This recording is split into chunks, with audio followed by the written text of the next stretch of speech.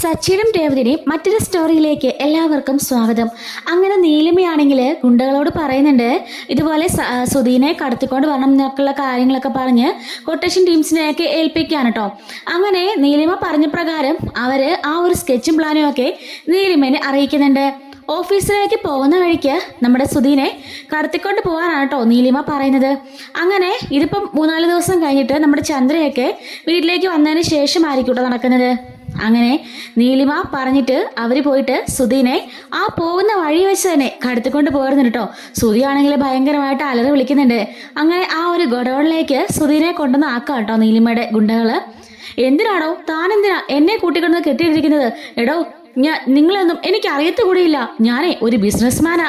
എന്നെ തൊട്ട് കളിച്ചാലേ നിങ്ങൾ വിവരം അറിയും എന്നൊക്കെ പറയുമ്പോഴേക്കും അങ്ങോട്ടേക്ക് നീലിമ വരികയാണ്. നീ എന്തിനാടി ഇങ്ങോട്ടേക്ക് വന്നത്? നീയുമായുള്ള എല്ലാ പ്രശ്നങ്ങളും തീർത്തതല്ലേ? പോലീസിന്റെ അവിടെ വെച്ച് ഒപ്പിട്ട് പൈസ തന്നല്ലേ?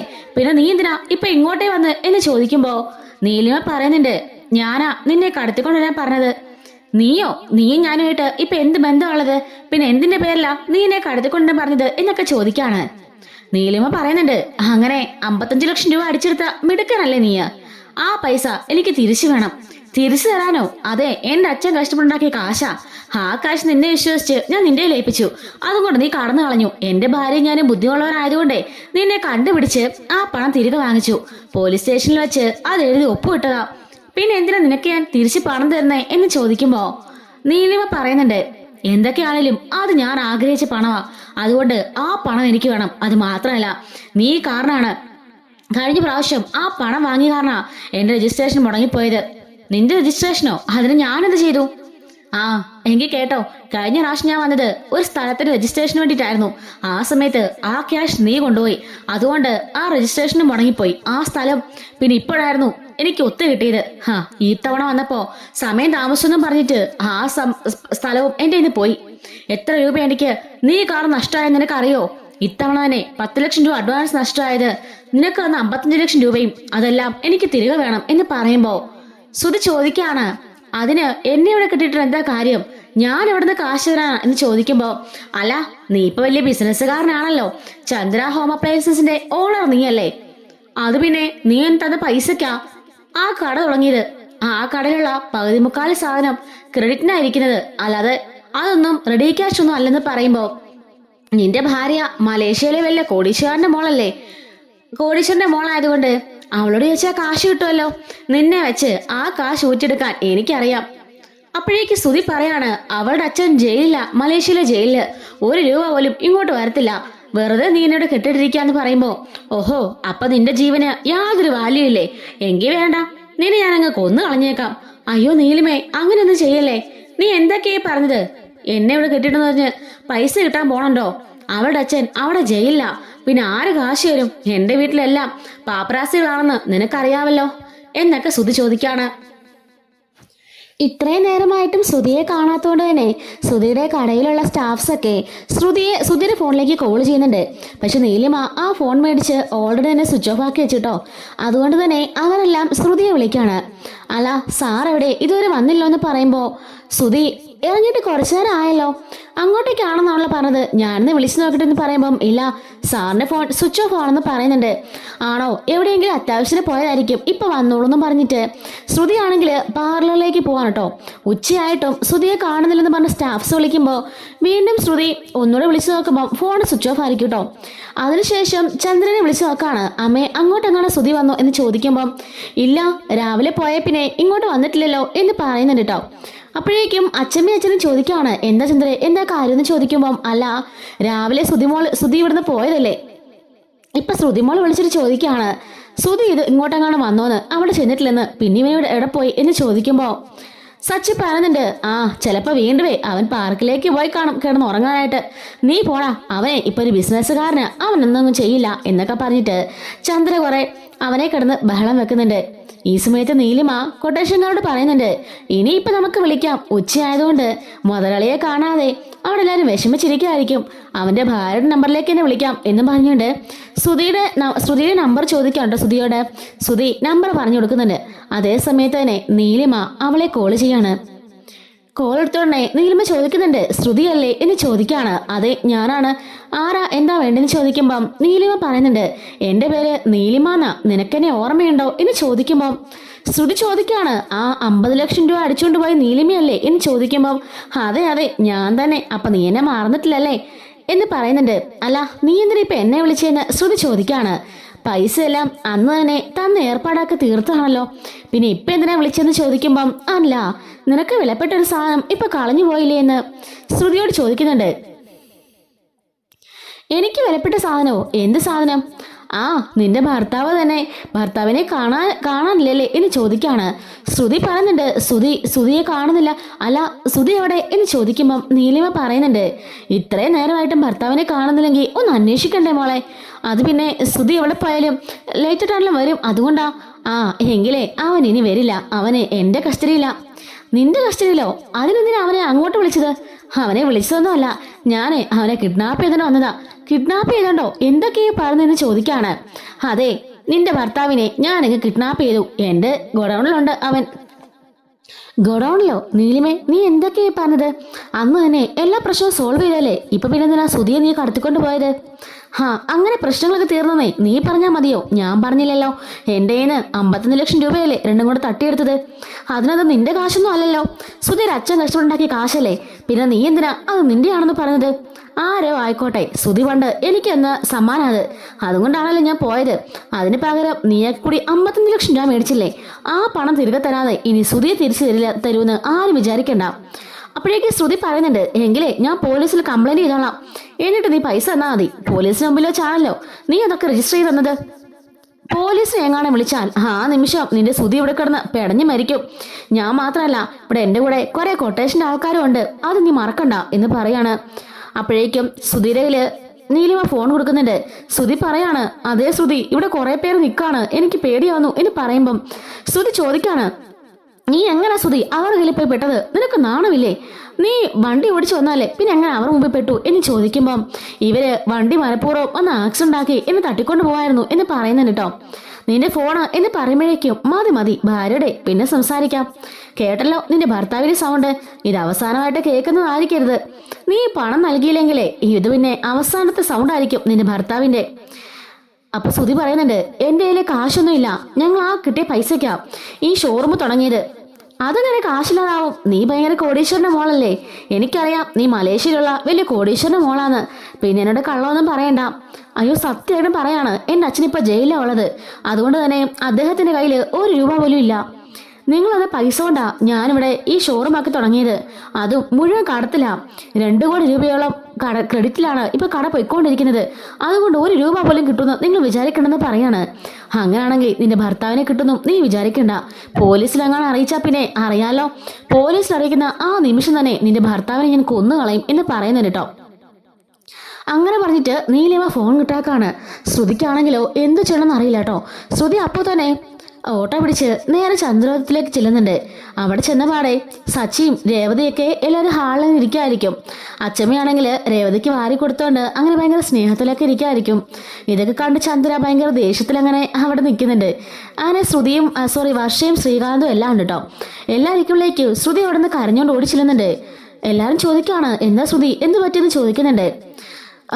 ചന്ദ്ര ചോദിക്കാണ്, മോളെ നീ എന്തിനാ കരയുന്നേ, എന്താ പറ്റിയെന്ന് ചോദിക്കുമ്പം അമ്മേ അത് പിന്നെ സുധിയെ കാണാനില്ലെന്നോ, നീ എന്തൊക്കെയാ പറഞ്ഞേ എന്ന് ചോദിക്കാണ്.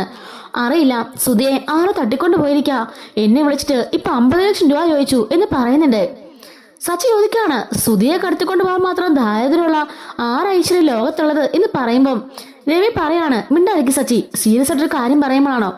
അമ്മേ സത്യമായിട്ടും ദേ ഇപ്പൊ അവരെന്നെ വിളിച്ചു വെച്ചതേ ഉള്ളൂ. സുധിയുടെ സൗണ്ടും കേൾപ്പിച്ചു. 50 ലക്ഷം രൂപ കൊടുത്തില്ലെങ്കിൽ സുധിയെ കൊന്നുകളയുന്ന അവര് പറഞ്ഞത്. എന്റെ ഈശ്വര എന്തൊക്കെയാ കേൾക്കുന്നേ? മോളെ പോലീസിൽ കംപ്ലൈന്റ് ചെയ്തില്ലേ?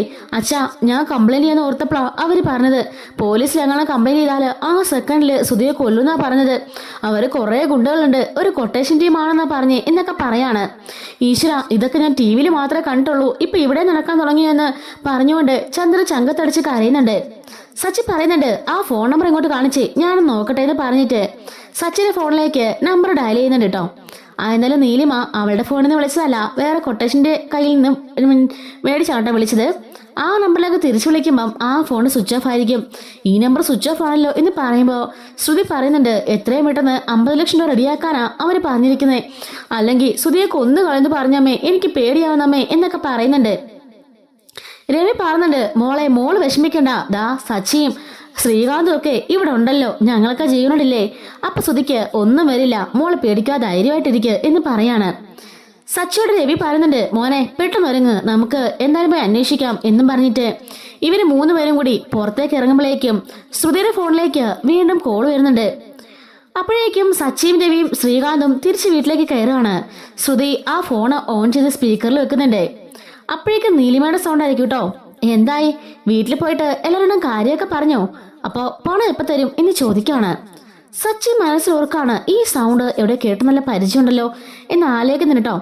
അത് പിന്നെ ഞാൻ പറഞ്ഞില്ലേ, എന്റെ അച്ഛൻ ഇപ്പൊ ജയിലില്ല, കാശൊന്നും കിട്ടാന് യാതൊരു വഴിയില്ല, ദയവ് ചെയ്ത് ഞങ്ങൾക്ക് വീട്ടില് ഒരു നിർവാഹം ഇല്ലാത്ത തരാനായിട്ട് ശ്രുതി ഒന്നും ചെയ്യരുത്, ശ്രുതി ഒന്ന് വിട്ടയക്ക് എന്നൊക്കെ പറയുന്നുണ്ട്. ഞാൻ പറഞ്ഞല്ലോ ശ്രുതി, എനിക്ക് കിട്ടാനുള്ള കാശ് 55 ലക്ഷം രൂപ, ആ ക്യാഷ് കിട്ടിയാല് ഞാൻ നിന്റെ ഭർത്താവിനെ ഇവിടെ തുറന്നു വിടും, അല്ലെങ്കിൽ ആ ഭർത്താവിനെ ഞാൻ കൊല്ലും എന്നും പറഞ്ഞ് ഫോൺ കട്ടാക്കാണ്. അപ്പോഴേക്കും ചന്ദ്ര ചോദിക്കാണ്, ഈശ്വര ഇപ്പൊ കടത്തിക്കൊണ്ട് പോകുന്നതിനൊക്കെ പെണ്ണുങ്ങളും കൂടെ കൂടിയോ, ഒരു പെണ്ണല്ലേ ആ സംസാരിച്ച് എന്ന് ചോദിക്കാണ്. നീലിമ അടുത്ത് ഇവര് പോകുന്നതിലും ശ്രുതിക്ക് പേടിയുണ്ട്. കാരണം അവിടെ കാണാൻ ചെന്ന് കഴിഞ്ഞാല് ഈ 55 ലക്ഷത്തിന്റെ കേസ് അറിയുമല്ലോ, പക്ഷെ വിടാതിരിക്കാൻ നിർവാഹമില്ല. ശ്രുതി എങ്ങാനും അവർ കൊന്നാൽ എന്ത് ചെയ്യും? ആകെപ്പാട് ധർമ്മസങ്കടത്തിലായിരിക്കാം കേട്ടോ നമ്മുടെ ശ്രുതിയാണെങ്കില്. സച്ചി പറയുന്നുണ്ട്, ഈ ഒരു സൗണ്ട് എനിക്ക് കേട്ടോടോ നല്ല പരിചയമുണ്ടല്ലോ, എങ്കിലും ഇതാരായിരിക്കും? എന്നെ ഏതോ ഒരു ഓട്ടം വിളിച്ച കസ്റ്റമറാ, പക്ഷെ ഇതാരാണെന്നുള്ള കാര്യം ഞാൻ മറന്നുപോയല്ലോ എന്ന് പറഞ്ഞുകൊണ്ട് സച്ചി വീണ്ടും ആലോചിക്കാം കേട്ടോ. ഇപ്പൊ വിളിച്ച നമ്പർ ഒന്ന് കാണിച്ച് എന്നും പറഞ്ഞ് നോക്കുമ്പോൾ ആ നമ്പർ സ്വിച്ച് ഓഫ് ആയിരിക്കും കേട്ടോ. ആ കൊട്ടേഷൻ ടീംസിന്റെ കയ്യിൽ നിന്നാണ് ആ നമ്പറൊക്കെ മേടിച്ച് നീലിമ വിളിക്കുന്നത്. അങ്ങനെ സച്ചിക്ക് വീണ്ടും ഡൗട്ട് ആവുകയാണ്, ഇത് 6 നമ്പറാന്ന് പറഞ്ഞ് വീണ്ടും ഡൗട്ട് അടിച്ചുകൊണ്ടേ ഇരിക്കാം കേട്ടോ. അപ്പോഴേക്കും ശ്രീകാന്തും രവിയും പറയുന്നുണ്ട്, സച്ചിയേട്ടാ വാ നമുക്ക് പോകാം, എങ്ങനെയെങ്കിലും ഇപ്പൊ അന്വേഷിച്ച് കണ്ടെത്താം, പോലീസിൽ അറിയിച്ചാല് കൊന്നുകളെന്നാ അവര് പറഞ്ഞിരിക്കുന്നത്, ഇതെന്തോ വലിയ കൊട്ടേഷൻ ടീമാണെന്ന് തോന്നുന്നു എന്ന് പറഞ്ഞുകൊണ്ട് ഇവര് 3 പേര് ഇറങ്ങാണ്. ശ്രുതി പറയുന്നുണ്ട്, അയ്യോ വേണ്ട, നിങ്ങൾ പോവണ്ട, അത് പിന്നെ ഞാൻ പോയിക്കോളാം, നീ തന്നെ പോകാനോ, നീ കൂടെ കൂടെ വാ, അല്ലാതെ നീ തന്നെ പോകേണ്ട കാര്യമൊന്നുമില്ലെന്ന് രവി പറയുമ്പോ, അയ്യോ അച്ഛാ അതല്ല, എന്തല്ലെന്ന്, മോള് തന്നെയൊന്നും പോകണ്ട, അതൊരു പെണ്ണാണെങ്കിലേ അങ്ങനെ നല്ല തന്നോടുള്ള പെണ്ണായിരിക്കും, മോളെ കൂടെ എന്തെങ്കിലും ചെയ്യും, ഞങ്ങക്ക് പേടിയാ, മോളല്ലെങ്കിൽ ഇവിടെ തന്നെ ഇരുന്നോ എന്നും പറയുന്നുണ്ട്. ശ്രുതി ആകെപ്പാടെ പേടിച്ച് വിറച്ച് നിൽക്കാം കേട്ടോ. ഇവര് പോകുന്ന കാണുമ്പോഴേക്കും സച്ചി അങ്ങനെ വണ്ടിയെടുത്ത് ഇവര് 3 പേരും കൂടിയിട്ട് അന്വേഷിക്കാനായിട്ട് പോവാണ്. കടയിൽ പോകുന്ന വഴിയിൽ വെച്ചാണ് തട്ടിക്കൊണ്ട് പോയെന്ന് പറഞ്ഞുകൊണ്ട് തന്നെ കടയിൽ പോകുന്ന വഴിയിൽ അവർ പോയി നോക്കുമ്പോഴായിരിക്കും വഴിയിൽ സുധീര കാർ എടുക്കുന്നത് കാണുന്നത്. ദേണ്ടേ സുധീര കാറെന്നും പറഞ്ഞ് 2 പേരും ഇറങ്ങി നോക്കാണ്. കാറിന്റെ സൈഡിൽ ചെറു തട്ട് കിട്ടിയത് അവർ കാണുന്നുണ്ട്. അപ്പോൾ ആക്ഷൻ ഉണ്ടാക്കി മനഃപൂർവ്വമായിട്ട് കൊണ്ടുപോയതായിരിക്കും എന്ന് പറയാണ്. അപ്പോഴേക്കും അവിടെ നിന്നൊരു ചേട്ടനോട് ചോദിക്കാണ്, സാറേ ചേട്ടാ ഈ കാറിലുണ്ടായിരുന്ന ആളെ കണ്ടോന്ന് ചോദിക്കുമ്പം, അത് പിന്നെ ഒരു കുറെ നേരം മുമ്പാ, രാവിലെ എങ്ങാണ്ട, ഞാനപ്പോ ഇതുവഴി പോയായിരുന്നു, എന്തോ ചെറു തട്ടും മുട്ടും എന്തൊക്കെ ബഹളമൊക്കെ കേട്ടു, അല്ലാതെ എനിക്കൊന്നും അറിയില്ല, ഞാൻ കടയിൽ ചോദിച്ചു നോക്കി അറിയായിരിക്കും എന്നും പറഞ്ഞിട്ട് അയാൾ പോകുന്നുണ്ട്. സച്ചിൻ രവി ശ്രീകാന്തും കൂടിയിട്ട് പോയി ചോദിക്കാണ്, ചേട്ടാ ദേ ആ വണ്ടി കണ്ടോ, അതെന്റെ ചേട്ടന്റെ വണ്ടിയാ, ചേട്ടനെ ഇപ്പൊ കാണുന്നില്ല, എന്ത് സംഭവിച്ചെന്നൊന്ന് പറയൂ എന്ന് ചോദിക്കുമ്പം, അത് പിന്നെ ഒരു ബൈക്കില് 2 റൗഡികൾ വന്നിരുന്നു, എന്നിട്ട് ആ കാറ് തട്ടി, അങ്ങനെ എന്തൊക്കെയോ പ്രശ്നവും തല്ലും വഴക്കൊക്കെ ഇവിടെ കാണുന്ന കണ്ടു, അതിനുശേഷം ഒരു കാറ് കൂടി പിന്നാലെ വന്നിട്ട് ഇവരെല്ലാരും കൂടി ആ കാറിൽ കയറി പോന്നോ കണ്ടു എന്ന് പറയാണ്. ഓഹോ, അപ്പൊ കാറിലവന്മാര് മനഃപൂർവ്വം കടത്തിക്കൊണ്ട് പോയതാ, അതിന് മനഃപൂർവ്വമായിട്ട് വണ്ടി തട്ടിയതാ എന്നൊക്കെ സച്ചി പറയുന്നുണ്ട്. എന്താ മോനെ എന്തെങ്കിലും പ്രശ്നമുണ്ടോ? ഇല്ല ചേട്ടാ എന്ന് പറയുന്നുണ്ട് കേട്ടോ. അങ്ങനെ വന്ന വണ്ടിയുടെ നമ്പർ ഞാൻ ചോദിക്കുമ്പം ഇല്ല എന്നും ഇവർ പറയാണ്. അങ്ങനെ അവിടെ അടുത്തുള്ള ആ ഒരു കടയിൽ നിന്ന് CCTV ഫുട്ടേജസ് അവർ എടുക്കുന്നുണ്ട് കേട്ടോ. അങ്ങനെ നോക്കുമ്പോൾ ആ പോയ വണ്ടിയുടെ നമ്പർ അവർക്ക് കിട്ടുന്നുണ്ട്. ഈ നമ്പർ വെച്ച് ഇതിലേ പോയി നോക്കാൻ വേണ്ടി അടുത്ത ജംഗ്ഷനിൽ ഇവർ ചെല്ലുന്നുണ്ട്. അങ്ങനെ നോക്കിയിട്ട് അവിടെ സച്ചിക്ക് പരിചയമുള്ള ഒരു കടയുടെ നമ്പർ CCTV നോക്കുന്നുണ്ട്. അതിലും ഈ കാറിന്റെ നമ്പർ കാണുന്നുണ്ട് കേട്ടോ. അപ്പം ഈ കാറ് ഒരു നമ്മുടെ ഈ സ്റ്റാൻഡിൽ ഓടുന്ന ടാക്സിക്കാരാണെന്ന് സച്ചിക്ക് മനസ്സിലാവാണ്. അവര് ടാക്സിയുടെ വാട്സപ്പ് ഗ്രൂപ്പിലേക്ക് ഈ നമ്പർ അയച്ചിട്ട് ഇത് ആരുടെ കാറാണെന്ന് ഒന്ന് പറയുമോന്നും പറഞ്ഞ് വിളിച്ചു ചോദിക്കുന്നുണ്ട്. അങ്ങനെ 5 മിനിറ്റ് വെയിറ്റ് ചെയ്യുമ്പോഴേക്കും അവനൊരു ഫ്രണ്ട് വിളിക്കുന്നുണ്ട് കേട്ടോ. ആരെയാടാ ഈ കാറും ചോദിക്കുമ്പം, എടാ ഇത് നമ്മുടെ അടുത്ത ജംഗ്ഷനിലുള്ള രാജേഷിന്റെ വണ്ടിയാണെന്ന് പറയാണ്. ആണോ, അവനിപ്പോൾ എവിടെയുണ്ട്, അവന് നമ്പർ ഉണ്ടോ എന്ന് സച്ചി ചോദിക്കാണ്. അങ്ങനെ ആ നമ്പറിൽ സച്ചി വിളിക്കുമ്പോൾ ആ രാജേഷ് എന്ന് പറഞ്ഞ ആള് ഫോൺ എടുക്കുന്നുണ്ട് കേട്ടോ. എന്നിട്ട് സച്ചി ചോദിക്കാണ്, ഇതുപോലെ അവിടെ വണ്ടി ആക്സിഡന്റ് ആയിട്ട് ഒരു ആളെയും കൊണ്ട് വന്നെന്ന് ചോദിക്കുമ്പോൾ രാജേഷ് പറയുന്നുണ്ട്, എനിക്ക് പരിചയമുള്ള ഒരാളാ, അയാൾ വന്നിട്ട് വണ്ടി 2 മണിക്കൂറത്തേക്ക് വേണമെന്ന് പറഞ്ഞു. അപ്പം തന്നെ കൊണ്ടുപോയിട്ട് 2 മണിക്കൂർ കഴിഞ്ഞപ്പോൾ കൊണ്ടുവന്നല്ലോ, വണ്ടിക്ക് പ്രശ്നമൊന്നുമില്ലല്ലോ എന്ന് പറയുമ്പോൾ ഞാൻ അങ്ങോട്ടേക്ക് വരാം, നേരിട്ട് സംസാരിക്കാമെന്ന് പറഞ്ഞിട്ട് ശ്രീകാന്തും അതുപോലെ നമ്മുടെ സച്ചിയും രവിയും കൂടിയിട്ട് അയാളുടെ അടുത്തേക്ക് പോകുന്നുണ്ട്, രാജേഷിന്റെ അടുത്തേക്ക്. രാജേഷ് ചോദിക്കാണ്, എന്താ പ്രശ്നം എന്ന് ചോദിക്കുമ്പം, അല്ല ഇത് എൻ്റെ ഏട്ടനാണ് സുധി, ഇയാളെ കണ്ട് പരിചയമെന്ന് ചോദിക്കുമ്പം ഇല്ല എന്ന് പറയുന്നുണ്ട്. രവി നടന്ന കാര്യങ്ങളെല്ലാം പറയുന്നുണ്ട്. സുധിയെ കാണാതെ പോയെന്നും ഇതുപോലെ ഭീഷണിപ്പെടുത്താണെന്നും ആ കാറിൽ വന്നാൽ കൊണ്ടുപോയെന്ന് പറയുമ്പം ഇയാൾ പറയുന്നുണ്ട്, എൻ്റെ ഈശ്വര ചതിച്ചോ, എൻ്റെ കാറും കൊണ്ട് അവൻ പോയത് അതിനാണോ എന്ന് ചോദിക്കാണ്. അല്ല ആരായി കാറും കൊണ്ട് പോയെന്ന് ചോദിക്കുമ്പം എൻ്റെ പഴയൊരു സുഹൃത്താണ്, പിന്നെ കൊണ്ടുവന്നതിൻ്റെ കയ്യിൽ 5000 രൂപ വന്നിട്ട് 2 മണിക്കൂറത്തേക്ക് കാറ് വേണമെന്ന് പറഞ്ഞു. എന്താന്ന് ചോദിച്ചപ്പോൾ എന്താ സിനിമാ ഷൂട്ടിങ്ങിൻ്റെ ആവശ്യമാണെന്നും സിനിമാ ഷൂട്ടിംഗ് കഴിയുമ്പോൾ കൊണ്ട് തരാമെന്നും പറഞ്ഞിട്ടാ അവൻ കൊണ്ടുപോയത്, അല്ലാതെ വേറൊന്നും എനിക്ക് അറിയില്ല സാറേ എന്ന് പറയുന്നുണ്ട്. അയാളുടെ നമ്പർ ഉണ്ടോ ചോദിക്കുമ്പം നമ്പർ ഞാൻ തരാമെന്ന് പറഞ്ഞിട്ട് ഇവൻ നമ്പർ കൊടുക്കാം കേട്ടോ. ആളെ ഇച്ചിരി കൊട്ടേഷൻ പരിപാടിയൊക്കെ ഉണ്ട്, ഇച്ചിരി തല്ലിപ്പൊളിയാ എന്ന് പറയാം കേട്ടോ. അത് സാരമില്ല, ഞാൻ ഡീൽ ചെയ്തോളാം, താങ്ക്സ് എന്ന് പറഞ്ഞിട്ട് സച്ചി അവിടെ നിന്ന് നീങ്ങാണ്. എന്നിട്ട് ആ തന്ന നമ്പറിലേക്ക് വിളിക്കുന്നുണ്ട് കേട്ടോ. അപ്പോൾ ആ നമ്പറിലെ ആ ഒരു കൊട്ടേഷൻ ടീം നീലിമ അടുത്തുകൊണ്ട് നിൽക്കുന്നുണ്ടായിരിക്കും. അയാൾ ഫോൺ എടുക്കാണ്. അപ്പൊ സച്ചി വിളിച്ചിട്ട് പറയുന്നുണ്ട്, ഹലോ ചേട്ടാ, ഞാനേ ഒരു കൊട്ടേഷന്റെ കാര്യം പറഞ്ഞിട്ട് വിളിച്ചതാ. എന്താ കൊട്ടേഷൻ? കയ്യോ കാലോ തലയോ എന്ത് വേണമെങ്കിലും നമ്മൾ സെറ്റാക്കാം. അല്ല ചേട്ടൻ ഇപ്പൊ എവിടെ ഉള്ളത്? എനിക്ക് അത്യാവശ്യമായിട്ട് ഒരാളെ തീർക്കണം, 10 ലക്ഷം രൂപ അഡ്വാൻസ് തരാമെന്ന് പറയുമ്പോൾ 10 ലക്ഷം രൂപയോ ഇപ്പൊ തന്നെ പോരെ എന്ന് പറയാണ്. അപ്പോഴേക്കും നീലിമ ഫോൺ മാറ്റിപ്പിടിക്കാൻ പറയുന്നുണ്ട്. താൻ എന്താണോ ഇവിടെ ഇപ്പോ ഈ ഡീലിംഗ് നടന്നിരിക്കുന്നത്, തനിക്ക് കണ്ടൂടെ? അപ്പോഴാണോ തന്റെ അടുത്ത ഡീലിംഗ്? എന്റെ പൊന്നു മേഡം ഇയാളെ കടത്തിക്കൊണ്ടുമ്പോൾ തരുന്നത് വെറും 5 ലക്ഷം രൂപയല്ലേ? പക്ഷെ ആ സാറേ 10 ലക്ഷം അഡ്വാൻസ് തരാന്നാ പറഞ്ഞത്. എങ്ങനെ പോയാലും 50 ലക്ഷം രൂപ വെക്കും. ഞാൻ അകത്തോട്ട് കേട്ടില്ല, ഇതിനകത്തേക്ക് ഞാൻ അയാളെ കേട്ടില്ല, ഞാൻ പുറത്തുനിന്ന് സംഭവമൊക്കെ ഡീൽ ചെയ്തോളാം. പ്ലീസ് മേഡം, കുറച്ച് കാശ് വെക്കുന്നതാണ്. ശരി എന്തായാലും ആവട്ടെ, പക്ഷെ അകത്തേക്ക് കൊണ്ടുവരരുത്. ഇല്ല മേഡം, സത്യമായിട്ടും കൊണ്ടുവരില്ല എന്ന് പറഞ്ഞിട്ട് അയാളും അയാളുടെ സംഘത്തുള്ള 2 പേരെയും കൊണ്ട് പുറത്തേക്ക് ഇറങ്ങിയിട്ട് സംസാരിക്കുന്നുണ്ട്. അതെ, ഡീല് സംസാരിക്കാം, ഇപ്പൊ തന്നെ പോരെ, ടോക്കൺ അഡ്വാൻസ് കൈ കൊണ്ടുവരില്ലല്ലേ? പിന്നല്ലാതെ ഞങ്ങൾ കൊണ്ടുവന്നേക്കാം, അഡ്വാൻസും ആളുടെ ഫോട്ടോയും കൊണ്ടുവരാന്ന് പറയുന്നുണ്ട്. ഇവര് ഭയങ്കര ഹാപ്പി ആവുന്നുണ്ട്. സച്ചി അങ്ങനെ സ്ഥലമൊക്കെ ചോദിച്ച് മനസ്സിലാക്കാൻ കേട്ടോ. ഈ ഒരു ഗോഡൌണിലേക്കാണ് എന്നും അയാൾ പറയുന്നുണ്ട്. ആ ഒരു ലൊക്കേഷനും അയച്ചു കൊടുക്കുന്നുണ്ട്. അങ്ങനെ രവിയും ശ്രീകാന്തും സച്ചിയും കൂടെ കൂടിയിട്ട് ആ ഒരു ലൊക്കേഷനിലേക്ക് വരുന്നുണ്ട്. ആ ലൊക്കേഷനിലേക്ക് എത്തിക്കഴിയുമ്പോഴേക്കും ഇവർ വാതിക്ക് തന്നെ നിൽക്കുന്നുണ്ട് കേട്ടോ. വാ കയറി വാന്നും പറഞ്ഞ് നമ്മുടെ ബന്ധുക്കളെ വിളിക്കുന്നത് പോലെ കൈയൊക്കെ പിടിച്ച് ഇങ്ങനെ സിറ്റ് ഔട്ടിലേക്ക് കയറ്റാണ്. സച്ചി ചോദിക്കുന്നുണ്ട്, ഇതാണോ സാറിന്റെ വീടും ചോദിക്കുമ്പം അയ്യോ അല്ലല്ല, ഞങ്ങളെ ഒരു ഡീലിങ്ങിന് വന്നതാ. ആട്ടെ, പൈസ എവിടെ, ആളുടെ ഫോട്ടോ എവിടെ എന്നൊക്കെ ചോദിക്കാണ്. ഫോട്ടോയൊക്കെ തരാം എന്നും പറഞ്ഞിട്ട് സച്ചി പോക്കറ്റിൽ നിന്ന് എന്തോ എടുക്കുന്ന പോലെ കാണിച്ചിട്ട് ആ 3 പേർക്കിട്ടും ഓരോ ചവിട്ട് കൊടുക്കാണ്. 3 പേരും തെറിച്ചു പോയി അകത്ത് വീഴുന്നുണ്ട് കേട്ടോ. ഇതേ സമയം നീലിമ അത് കണ്ട് ഞെട്ടി നിൽക്കാണ്. സുധീരെ നീലിമയുടെ മുമ്പിലോട്ടായിരിക്കും അവര് 3 പേരും പോയി വീഴുന്ന കേട്ടോ.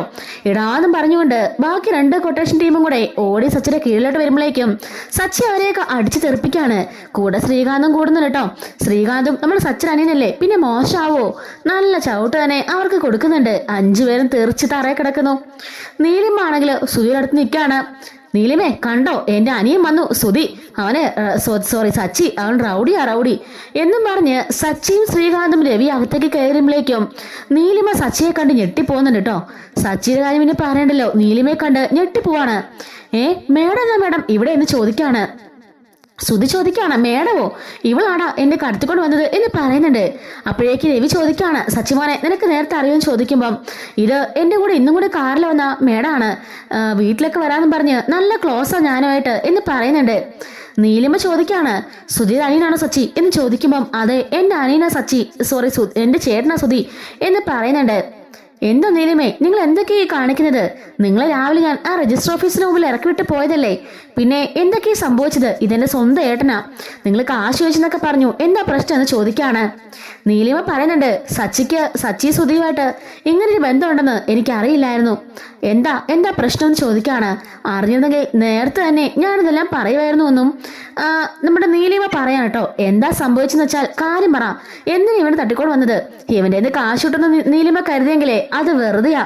ഇവനെ എന്തിനാ ജീവിക്കുന്നതെന്ന് ഇവന് പോലും അറിയില്ല. ഭാര്യ വീട്ടിൽ നിന്ന് കുറച്ച് കാശ് കിട്ടിയത് കൊണ്ടാ ഇവനിപ്പോ ജീവിച്ചു പോകുന്നത്. ഭാര്യയുടെ അച്ഛനാണെങ്കിലോ ഇപ്പൊ ജയിലില്ല. അതുകൊണ്ട് നീലിമ പ്രതീക്ഷിക്കുന്ന പോലെ ഒന്നും ഇവനിന്ന് കിട്ടാൻ പോണില്ല. എന്തിനാ നീലിമേ വെറുതെ സമയം കളഞ്ഞ് എന്ന് ചോദിക്കാണ്. നീലിമ പറയുന്നുണ്ട്, സച്ചി അത് പിന്നെ എന്ന് പറയുമ്പോഴേക്കും സുധി അത് പിന്നെ ഒന്നുമില്ല ഞാനേ നീലിമയ്ക്ക് എന്ന് പറയുമ്പോഴേക്കും നീലിമ പറയുന്നുണ്ട്, സച്ചി നിനക്ക് എന്റെ നീലിമ എന്നുള്ള മേഡം മാത്രമേ അറിയുള്ളൂ. ഞാൻ ആരാണെന്ന് നിനക്ക് അറിയുമെന്ന് ചോദിക്കാണ്. ആരാണെന്ന് രവി ചോദിക്കുമ്പോൾ നീലിമ പറയുന്നുണ്ട്, അത് പിന്നെ പണ്ട് സുധീര കാശ് അടിച്ചുകൊണ്ട് കാനഡയിലേക്ക് പോയത് ഞാനാണ് എന്ന് പറയുന്നുണ്ട് കേട്ടോ. ഇത് കേൾക്കുമ്പോഴേക്കും രവിയും ശ്രീകാന്തും സച്ചിയൊക്കെ ഞെട്ടിപ്പോവാണ്. എന്താ ഈ പറഞ്ഞത്? കാനഡയിലേക്ക് പോയെന്നോ? അതെ, അത് ഞാനാണ്. ഓ, അപ്പോ ആ നീലിമയാണോ എന്ന് ചോദിക്കുമ്പം അതെ, ആ നീലിമ തന്നെയാണ്. അന്ന് ഞാൻ ആ കാശും കൊണ്ട് പോയിട്ട് അവിടെ ബിസിനസ് തുടങ്ങി വമ്പൻ വിജയിച്ചു. അങ്ങനെയാണ് ഇങ്ങോട്ടേക്ക് തിരിച്ചു വന്നത്. ആ സമയത്ത് അന്ന് സച്ചി എന്നെ കൊണ്ടുവന്ന് ഒരു പാർലറിന് മുമ്പിൽ ഇറക്കി വിട്ടില്ലേ? ആ സമയത്ത് ആ പാർലർ ശ്രുതിയുടെ ആയിരുന്നു, അതായത് ഇവന്റെ ഭാര്യയുടെ. അങ്ങോട്ടേക്ക് കയറി ചെന്നപ്പോൾ തന്നെ അവളെന്നെ ഐഡന്റിഫൈ ചെയ്തു. അവളെ ഇവനെയും കൂടെ കൂടിയിട്ട് കത്തി കാണിച്ചിനെ ഭീഷണിപ്പെടുത്തി പോലീസ് സ്റ്റേഷനിലും കൊണ്ടുപോയിട്ട് ആ പൈസ ഞാൻ ഇവർക്ക് തിരികെ കൊടുക്കുകയും ചെയ്തു എന്ന് പറയുന്നുണ്ട്. രവി ചോദിക്കുന്നുണ്ട്, അല്ല മോൾ ഏത് പൈസയുടെ കാര്യം പറഞ്ഞത്? എന്താ പറഞ്ഞത്? എനിക്ക് മനസ്സിലാവുന്നില്ല. അല്ല, അന്ന് അവൻ്റെ 50 ലക്ഷം രൂപയും കൊണ്ടാണല്ലോ ഞാൻ ഈ നാട് വിട്ട് പോയത്. ആ പണം 5 ലക്ഷം രൂപ പലിശ കൂടെ കൂട്ടി ഞാൻ അവർക്ക് തിരികെ കൊടുത്തു എന്ന് പറയുമ്പോഴേക്കും സച്ചിയും അതുപോലെ ശ്രീകാന്തും ഒക്കെ ഞെട്ടി നോക്കാണ്. രവി ചോദിക്കുന്നുണ്ട്, മോൾ എന്തൊക്കെയായി പറഞ്ഞേ? ക്യാഷ് തിരിച്ചു കൊടുത്തെന്നോ? അതെ അങ്കിൾ, ഞാൻ ക്യാഷ് വേറെ തിരിച്ചു കൊടുത്തതാ.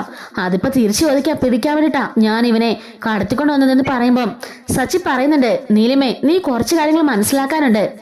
ഇവന്റെ കാശല്ല ആ 50 ലക്ഷം. ദേ ഈ നിൽക്കുന്നതിന്റെ അച്ഛൻ കണ്ടോ? ജീവിതകാലം മുഴുവൻ വളയം പിടിച്ച് ബസ് ഓടിച്ച് കിട്ടിയതിന്റെ ആ ഒരു പ്രതിഫലമാണ്, ആ പെൻഷൻ കാശാണ് അച്ഛന്റെ ആ 50 ലക്ഷം രൂപ.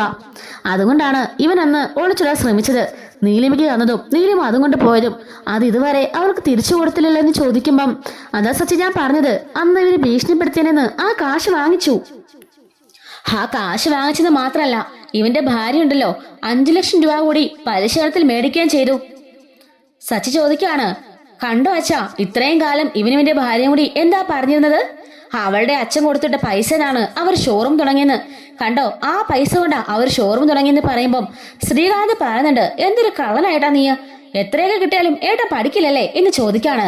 ഡാ, അതെന്റെ അച്ഛന്റെ കാശാ, അതിനകത്ത് വേറെ ആർക്കും അവകാശമില്ല. സച്ചി പറയുന്നുണ്ട്, നീലിമേ അവൻ എന്തെങ്കിലും കാണിച്ചൊന്നും എനിക്കറിയില്ല, പക്ഷെ ഞാനൊരു കാര്യം പറഞ്ഞേക്കാം, ആ കാശ് എന്റെ ഈ പാവ അച്ഛന്റെയാ. അതുകൊണ്ട് അതിനി ഇവന്റെ പിടിച്ചു മേടിക്കേണ്ട കാര്യം ഞങ്ങൾ ഏറ്റു. നീലിമയ്ക്ക് അതിനൊന്നും കിട്ടാൻ പോണില്ല എന്ന് പറയുമ്പോൾ നീലിമ പറഞ്ഞിട്ട്, സച്ചി ആ പണം തിരികെ മേടിക്കാനാ ഞാൻ വന്നത്. സച്ചി എനിക്ക് പരിചയമുണ്ട് മാത്രമാണ് ഇത്രയും നേരം സംസാരിച്ചുകൊണ്ടിരുന്നേ എന്ന് പറയുമ്പോൾ സച്ചി പറയുന്നുണ്ട്, എവിടുന്ന് കാശ് കിട്ടുന്ന നീലിമ ഓർക്കുന്നേ? ഞങ്ങളുടെ ആധാരം പോലും പണയത്തില്ല.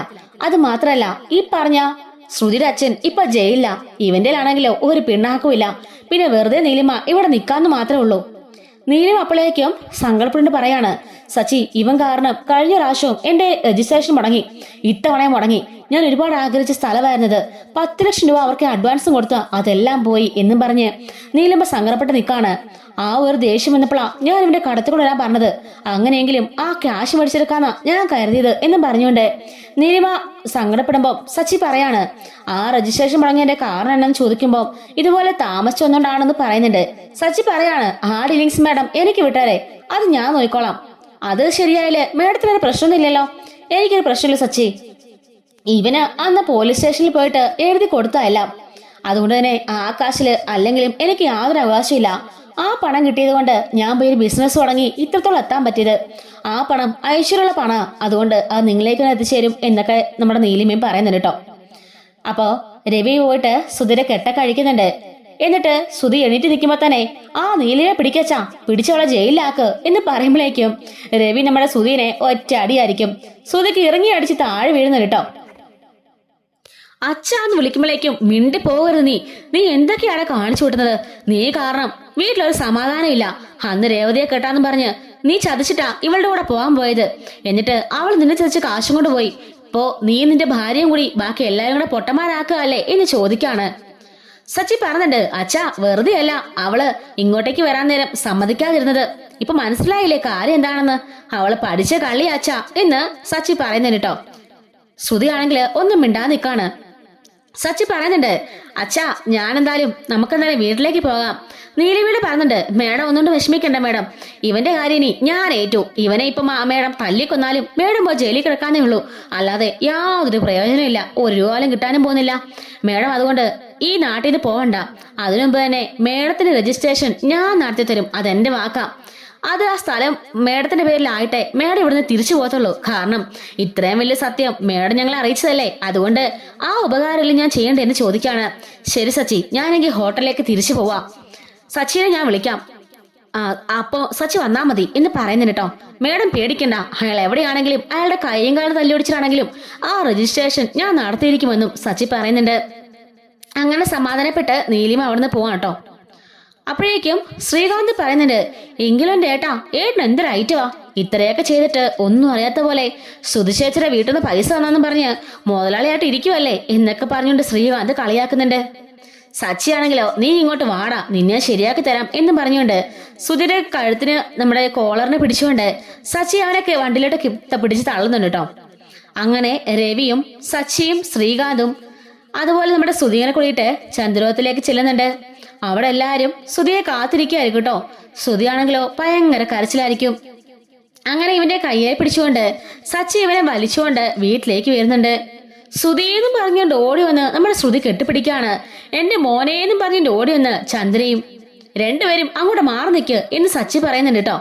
എന്താണാ നിനക്ക് എന്താ കുഴപ്പം എന്ന് പറയുമ്പോ രവി പറയാണ്, കുഴപ്പം ആർക്കാന്നൊക്കെ ഇപ്പൊ പറഞ്ഞു മനസ്സിലാക്കി തരാം എന്ന് പറഞ്ഞിട്ട് നമ്മുടെ സച്ചി നമ്മുടെ സുധീനെ അങ്ങോട്ട് നീക്കി നിർത്താം കേട്ടോ. അല്ല എന്താ പറ്റി എന്റെ മോന്? ആരെന്റെ മോനെ കടത്തിക്കൊണ്ട് പോയത് എന്നൊക്കെ ചോദിക്കാണ്. അതേ ശ്രുതിക്ക് അറിയാലോ അമ്മേ. ശ്രുതി ഒന്നും പറഞ്ഞില്ലേ? ഇല്ല, മോക്കറിയോ ആരെ കൊണ്ടുപോയെന്ന്? അമ്മേ എനിക്കത് പറയുമ്പോഴേക്കും സച്ചി പറയുന്നുണ്ട്, എന്താ ശ്രുതി പറയാത്ത താമസം? പറ, സത്യങ്ങളെല്ലാം പറ, ഞങ്ങളെല്ലാം അറിഞ്ഞിട്ടാ വന്നത്. നീലിമ എല്ലാം ഞങ്ങളോട് പറഞ്ഞു എന്ന് പറയാണ്. വർഷ ചോദിക്കുന്നുണ്ട്, എന്താ സച്ചേട്ടാ എന്താ കാര്യം എന്ന് ചോദിക്കാണ്. രേവതി ചോദിക്കുന്നുണ്ട്, സച്ചേട്ടാ എന്താ പ്രശ്നം, എന്ത് പറ്റുന്നു ചോദിക്കുമ്പം അതൊക്കെയുണ്ട് രേവതി, വലിയ സംഭവമാ. ഇവരുടെ അച്ഛൻ മലേഷ്യന്ന് കുറെ കാശ് അയച്ചു കൊടുത്തിട്ടാണല്ലോ ഇവർ ആ ഷോറൂം ഒക്കെ തുടങ്ങിയത് അല്ലേ ശ്രുതി എന്ന് ചോദിക്കുമ്പം ശ്രുതിക്കെല്ലാം മനസ്സിലാവാണ്. ചന്ദ്ര ചോദിക്കുന്നുണ്ട്, വാലും തലയില്ലാതെ ഓരോന്നും പറയാതെ കാര്യം എന്താ വെച്ചാ പറടാ ശ്രുതി. അപ്പൊ ശ്രുതി പറയുന്നുണ്ട് കേട്ടോ, അമ്മേ അത് പിന്നെ അമ്മ എന്നോട് ക്ഷമിക്കണം. എന്തിന്? അമ്മ ക്ഷമിച്ചു എന്ന് പറ, എങ്കിലും ഞാൻ പറയുള്ളൂ, നീ ഒന്ന് പറയടാ എന്ന് പറയുമ്പോഴേക്കും രവി പറയുന്നുണ്ട്, പറയാനൊന്നുമില്ല. അന്നേ എന്റെ 50 ലക്ഷം രൂപ കാശടിച്ചിട്ട് പോയില്ലേ ഇവന്റെ പഴയ കാമുകി. ആ കാമുകി 2 മാസം മുമ്പ് തിരികെ വന്നിരുന്നു. നീലിമാന്ന് അവളുടെ പേര്. സച്ചിയാണ് അവളുടെ ഓട്ടോ ഒക്കെ പിടിച്ചോണ്ടിരുന്നത്. സച്ചി നല്ല ബ്യൂട്ടി പാർലറാന്ന് പറഞ്ഞോണ്ടേ ഈ ശ്രുതിയുടെ ബ്യൂട്ടി പാർലറെ കൊണ്ട് അവളെ ഇറക്കിവിടുകയും ചെയ്തു. അന്ന് അവിടെ വെച്ച് ആ നീലിമേനെ കത്തി കാണിച്ച് ഭീഷണിപ്പെടുത്തിയേ നിന്റെ മോനും മരുമോളും കൂടി 55 ലക്ഷം രൂപ തിരിച്ചെഴുതി മേടിച്ചിരുന്നു. അതുവല്ല നീ അറിഞ്ഞായിരുന്നോ അതോ അറിഞ്ഞില്ലേ? അപ്പോഴേക്കും ചന്ദ്ര ചോദിക്കാണ്, എന്തൊക്കെയാ ശ്രുതി പറഞ്ഞത്, എനിക്കൊന്നും മനസ്സിലാവുന്നില്ലല്ലോ. അപ്പോഴേക്കും ശ്രുതി പേടിച്ച് മിണ്ടാതെ നിൽക്കാം കേട്ടോ. എന്നാ ശ്രുതി നിനക്കൊന്നും പറയാനില്ലേ എന്ന് സച്ചി ചോദിക്കാണ്. സച്ചി പറയുന്നുണ്ട്, ബാക്കി കാര്യം ഞാൻ പറയാമേ. അങ്ങനെ നീലിമ അവളെ അടിച്ചോണ്ട് പോയ 50 ലക്ഷം രൂപയ്ക്ക് പലിശയും ചേർത്ത് 55 ലക്ഷം രൂപ അമ്മയുടെ മോന്റെയും മരുമകളുടെയും കൈ കൊടുത്തു. അവരത് നൈസായിട്ട് മുക്കി ഇവളുടെ അച്ഛൻ കൊടുത്താണെന്ന് പറഞ്ഞോണ്ടേ ആ കാശും കൊണ്ട് അവർ ഷോറൂമും തുടങ്ങി. ഇതാണ് സത്യം. അവള് തിരിച്ച് നാട്ടിലേക്ക് വന്നപ്പോ ആ ക്യാഷ് വേണമെന്നും പറഞ്ഞ് ഇവരെ കടത്തിക്കൊണ്ട് പോയി വെച്ചു. അതാണ് സംഭവം എന്ന് പറയുമ്പോ ചന്ദ്ര ചോദിക്കാണ്, സത്യമാണ് ശ്രുതി ഞാൻ കേൾക്കുന്നതൊക്കെ? അപ്പോ നിന്റെ അച്ഛനയച്ച പൈസയല്ലേ ആവുന്നും എന്ന് ചോദിക്കുമ്പോ ശ്രുതി, അമ്മേ അത് പിന്നെന്ന് പറയുമ്പോഴേക്കും ചെകിടത്തൊരൊറ്റ ഒരെണ്ണം അടി വീഴുന്നുണ്ട് ചന്ദ്രയുടെ കയ്യിന്ന്. ചന്ദ്ര ചോദിക്കാണ്, ഓഹോ അപ്പൊ നിങ്ങളെന്നെ പറ്റിക്കായിരുന്നല്ലേ എന്ന് ചോദിച്ചിട്ട് ശ്രുതിയെ കുറെ തല്ലാണ്. ശ്രുതി പറയുന്നുണ്ട്, അമ്മേ ഞാനല്ല എല്ലാം ശ്രുതി പറഞ്ഞിട്ടാ എന്ന് പറയുമ്പോഴേക്കും ചന്ദ്രയെ എല്ലാരും കൂടി ശ്രുതിയുടെ നേരെ നോക്കാണ്. അപ്പോഴേക്കും സച്ചി പറയുന്നുണ്ട്, എടാ നീ അത് പറഞ്ഞില്ലെങ്കിലേ എനിക്കറിയാം പാർലേട്ടത്തെ ആയിരിക്കും ഇതിന് പിന്നിലെന്ന്. ഇനി എങ്ങനാന്നുകൂടി മാത്രം പറഞ്ഞാൽ മതി എന്ന് സച്ചി പറയുമ്പം ശ്രുതി പറയുന്നുണ്ട്, അമ്മേ ഞാനൊന്ന് ക്യാഷ് കിട്ടിയപ്പോ തന്നെ അച്ഛനെല്ലാം കൊടുക്കാന്ന് ഞാൻ പറഞ്ഞതാ. അപ്പൊ ശ്രുതിയാ പറഞ്ഞത്, എനിക്ക് ജോലിയും കൂലിയൊന്നും ഇല്ലല്ലോ, എല്ലാരും കളിയാക്കല്ലേ, അതുകൊണ്ട് ഈ കാശ് കൊടുക്കാതെ നമുക്ക് ബിസിനസ് തുടങ്ങാന്ന്. അപ്പൊ വീട്ടിലെന്ത് പറയുന്നു ചോദിച്ചപ്പം ശ്രുതി തന്നെയാ പറഞ്ഞത് അവളുടെ അച്ഛൻ കൊടുത്തയച്ചാണെന്ന് പറഞ്ഞാൽ മതിയെന്ന് എന്ന് പറഞ്ഞ് ശ്രുതി അവളെ ഒറ്റ കൊടുക്കാണ്. ഇതും കൂടെ കേട്ടപ്പോ ചന്ദ്രക്ക് ദേഷ്യം വന്നിട്ട് ശ്രുതിയെ പോയി എടുത്തിട്ട് അലക്കുന്നുണ്ട് കേട്ടോ. കുറെ തല്ലുന്നുണ്ട്. ഇടി ദ്രോഹി, ഇത്രയും കാലം നിന്നെ സ്നേഹിച്ചതിന് നീ നിന്ന പ്രതിഫലമാണോ ഇത് എന്നൊക്കെ ചോദിച്ചുകൊണ്ട് അടിക്കാണ്. ആന്റി അത് പിന്നെ ശ്രുതിനെ എല്ലാരും കളിയാക്കല്ലേ, അവന് ജോലിയില്ലെന്നും പറഞ്ഞ് എല്ലാരും ഓരോന്നൊക്കെ പറഞ്ഞപ്പോ പെട്ടെന്ന് തോന്നിയൊരു ഐഡിയ ആണ്, എന്നോട് ക്ഷമിക്കണം എന്നൊക്കെ പറയുന്നുണ്ട്. സച്ചി ചോദിക്കുകയാണ്, അതിനെ സ്വന്തമായിട്ട് അധ്വാനിച്ച് കാശുണ്ടാക്കി തുടങ്ങണം, അല്ലാതെ എന്റെ പാവം അച്ഛന്റെ ചോറ് നീരാക്കി ഉണ്ടാക്കിയ പൈസ കൊണ്ടല്ല. അതെ, ഞാൻ എല്ലാവർക്കും അവകാശപ്പെട്ട പൈസയാ, അതിവ മാത്രം കൊണ്ട് തിന്നുന്നതിൽ അർത്ഥമില്ലല്ലോ എന്നും സച്ചി പറയുന്നുണ്ട്. അപ്പോഴേക്കും സച്ചി പറയുന്നുണ്ട്, ആ എങ്കിലേ ഇനി നാളെ മുതല് ആ കടയുടെ ഓണറെ എന്റെ അച്ഛനാ. ഇത്രയും കാലം നീയൊക്കെ അവിടെ നിന്ന് സുഖിച്ചല്ലോ, അത് മതി. എന്റെ അച്ഛന്റെ കാശോടല്ലേ അതൊക്കെ തുടങ്ങിയത്, അതുകൊണ്ട് ഇനി അച്ഛനെ അവകാശപ്പെട്ടതാണ് ആ കട എന്നും പറയാണ്.